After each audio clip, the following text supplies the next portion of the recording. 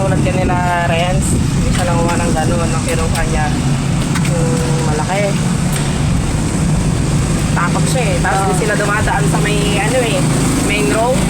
Dumadaan sila sa may pinalupihan. Tapos sila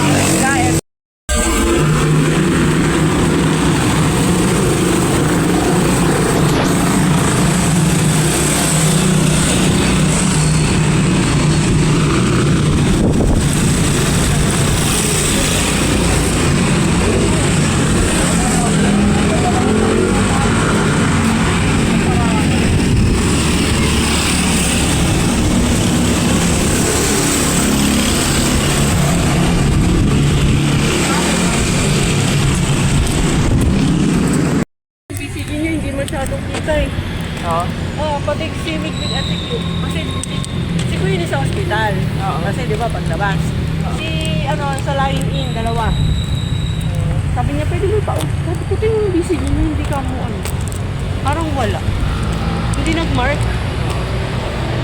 Meron siguro mga life lang kasi nga po si Queenie. Hindi si Queenie nakikita ko yung kay Q at saka kay Mick, hindi masyado. Saan labas na ito? Yung stop? Oo. No, kaliligo mo lang.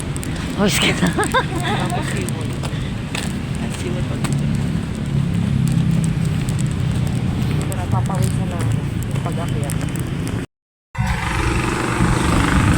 Dapat wala kang dalang picture eh. Ay, cellphone eh. Bakit? Yung mga picture namin ni Mars, kumikita ako dun ah. Ano na ba? Ba? Kahit Nakapag-ano ka na ba doon? pasinta-sintabos lang yun. Nakapag-pay out ka na? Hindi pa. Kasi malapit ng katapusan eh. Kailangan tumaas yung engagement. Mataas naman. Saran, Sabihin mo, mag-comment ka na mag-comment ka mo. Kasi doon makikita pag nakano mo. hindi rin. Hindi rin. Ay, sa TikTok ba? O saan? Sa Reels. Hindi rin. Kahit mag-comment ka rin, depende pa rin. Kahit walang comment. Ay, sa FB ata yun eh. Oh. Kailangan, sabi nila, tapusin mo yung video. Tapos mag-iwan ka ng mark. Si ate ko, di ba nag-aayos na sa Germany? Ganyan, nag-vlog siya. Kumikita na siya. Oo. Ayaw mo asawa. Mag-vlog. Oo. Tsaka naging busy siya.